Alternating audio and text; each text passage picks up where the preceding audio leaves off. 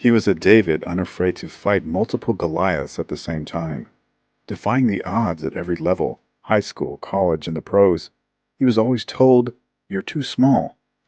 But once he stepped on the court, the 5'9" speed demon led defenders into his own private game of hide and seek, always leaving the Giants one step behind.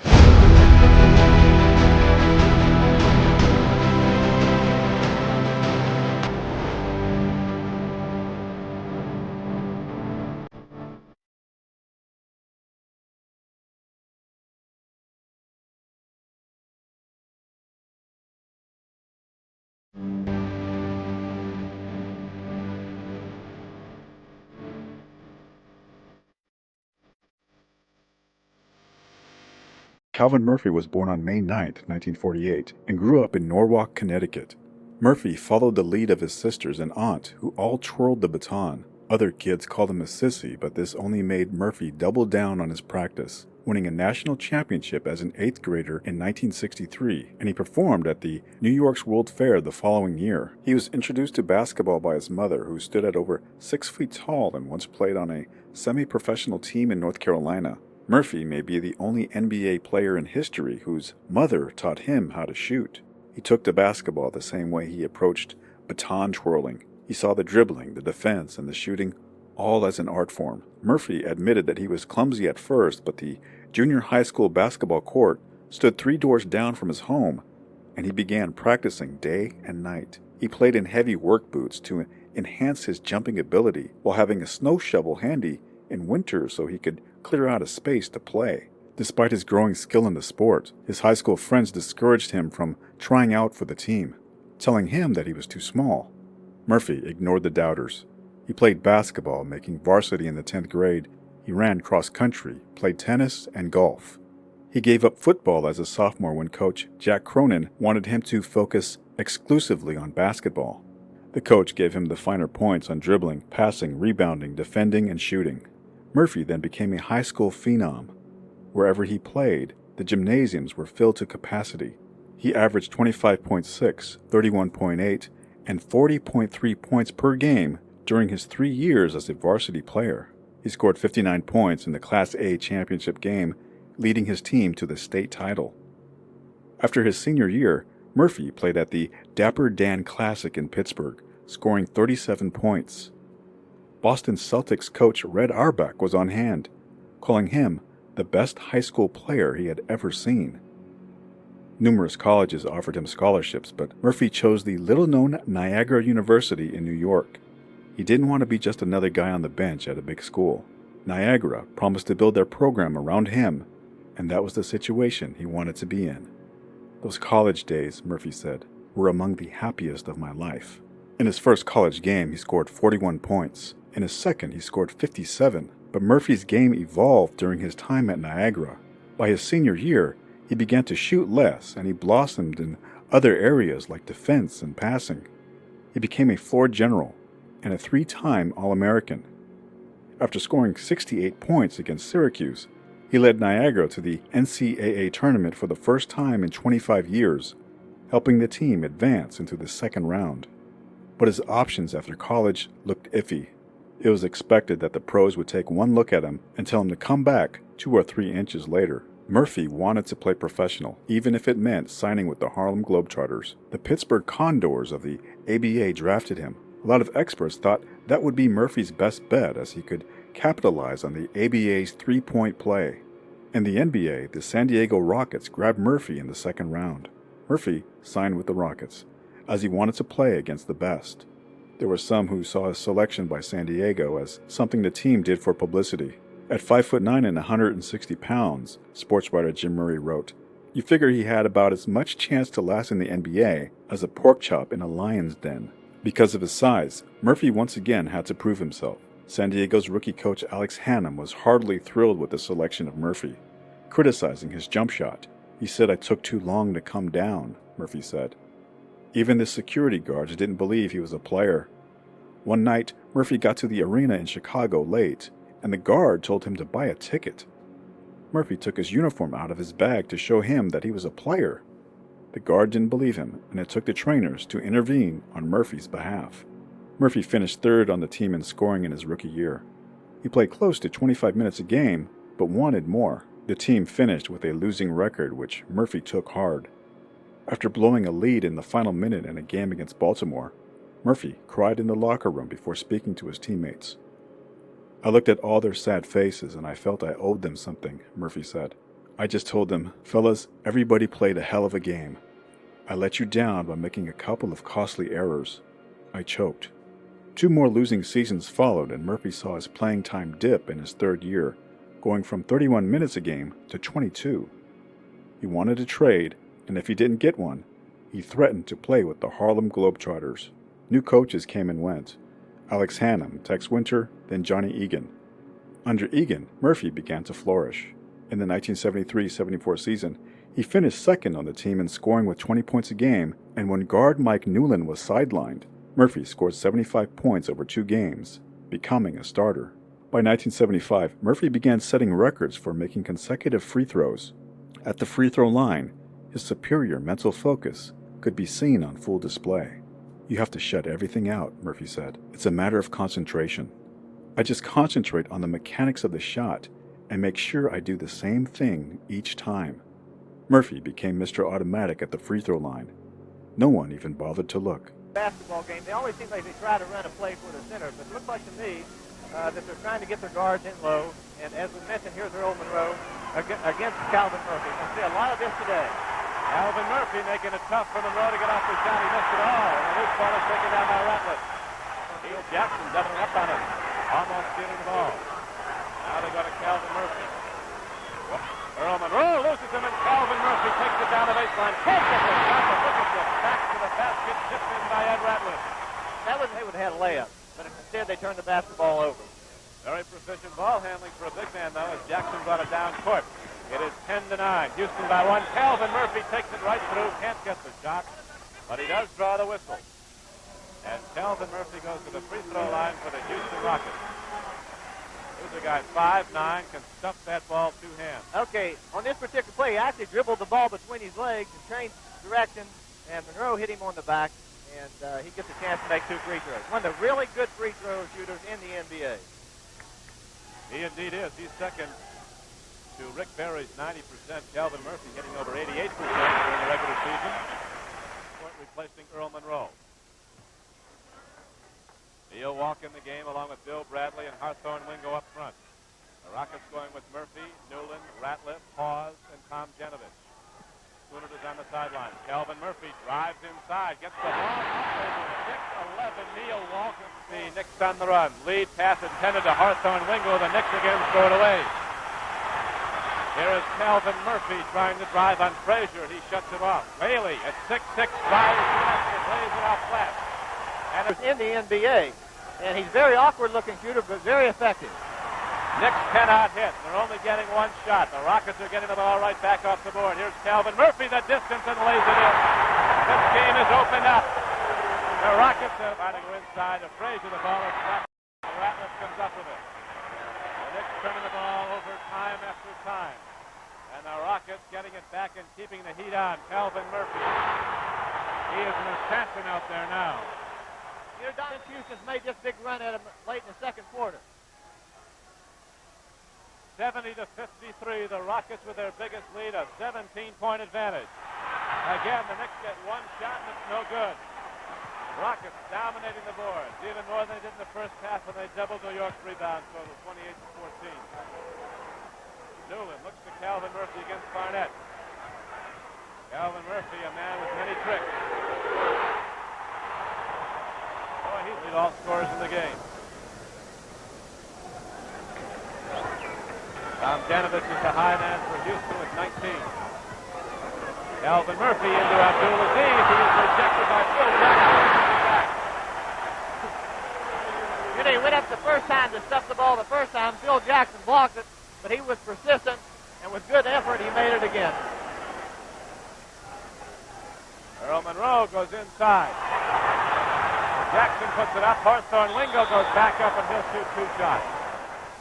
There are almost no players in the entire entire NBA who can beat this man from one end of the court dribbling a basketball. If they dribble one and he dribbles two, he can dribble two balls down the court faster than almost everybody can dribble one. Well, he's an incredible person. A man of his size to be able to play in this league is a remarkable accomplishment itself.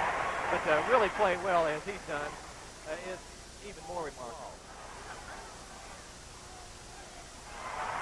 In and out. Here comes Tomjanovich to Murphy. Racehorse basketballers still going to the whip. Here's Tomjanovich. Man. Steve Hawes is called for traveling, and so with 2:41 left to play, Calvin Murphy leads the game with 20 points and is saluted with a standing ovation.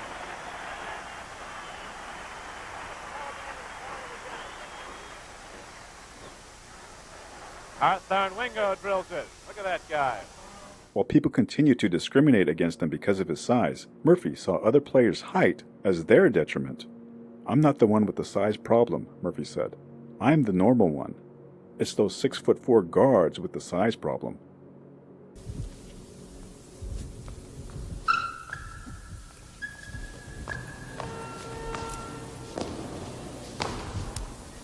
Hey, what's going on here? Hold it.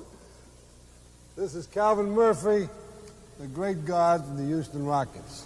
Now, it's a bit unusual to see this greatness transferred from basketball into something like baton twirling. What are you trying to do to me? This is a basketball show. Well, twirling goes along with basketball for me, as far as dexterity is concerned. Is that right? Yes. Does it work with your fingers? Yes, it's given me great finger control with the baton, along with controlling the basketball with my fingers. Now, Calvin Murphy, being one of the smallest, if not the smallest guard ever to be so great in the NBA, there are two sides to this. We've discussed this many times. The bigger guys get you, they take you in a pivot, they try to muscle you. You're strong, you're quick, they don't fool around. But there's two sides to it. You're little, you're close to the ground, they got to get you. And that's where that dexterity comes in. No question about it. If you can hold this, and if we can just change for a second.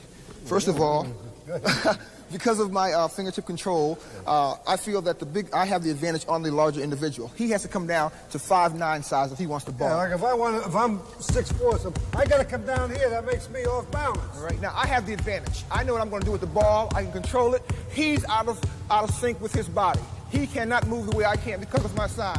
That's right. I'm too tall, and I've got to bend down to your size. Right, I'm already down here, so I have the advantage. You see, what we're trying to say is, all you people out there, and you youngsters, 5'8", 5'9", 5'7", don't give excuses that you're too small. If you can work at it, pay the price, and do the job, always remember, you're close to the ground. The ball is on the floor here. You can keep bouncing that ball. He's got to come down to you. So remember that. All right, Calvin, let's see a few dexterity drills.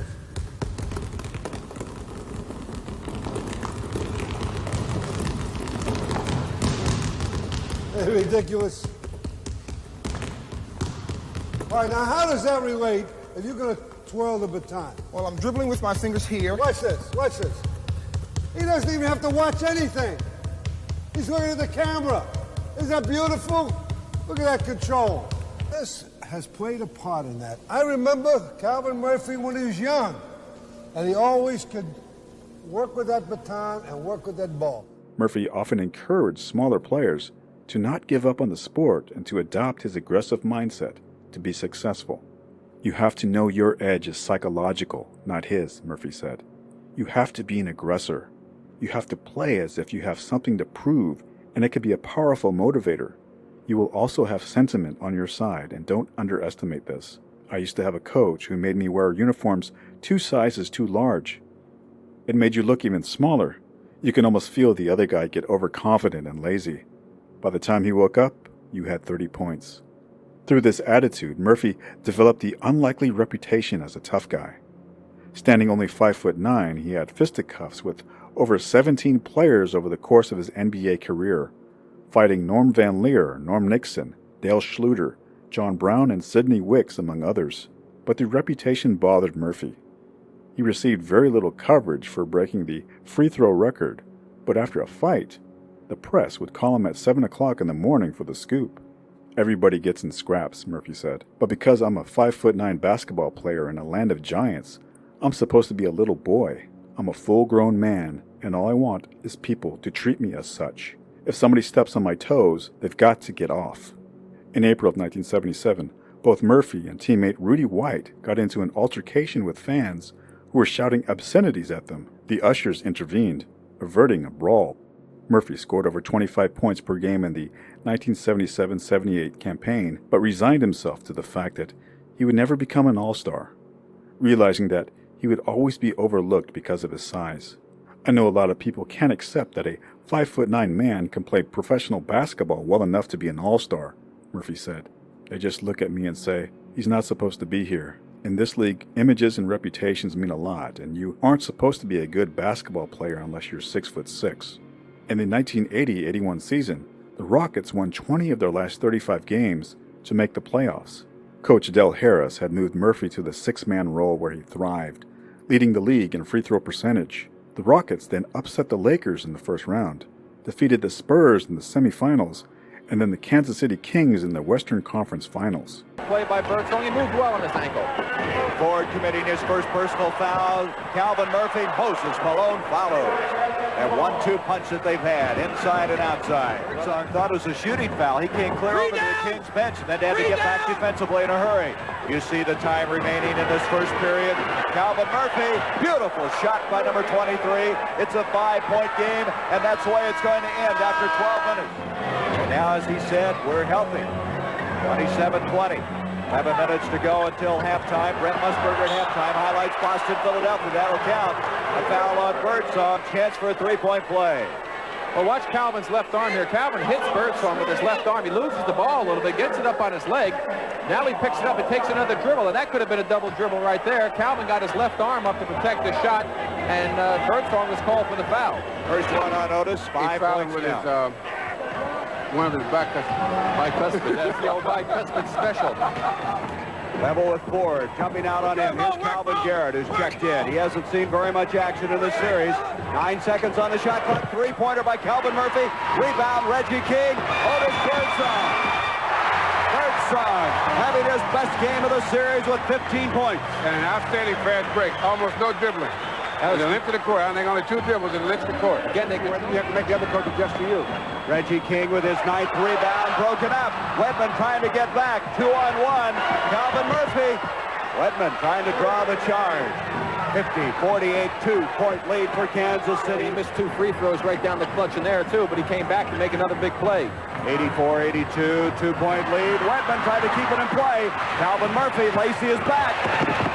Calvin Murphy, fine play. Just ran by Sam. Then Sam was just, all he could do was get back there. He couldn't do anything about it. 11 points now for Calvin Murphy, the biggest lead of the game for this Houston Rockets team. And we have gotten from these 2 ball clubs.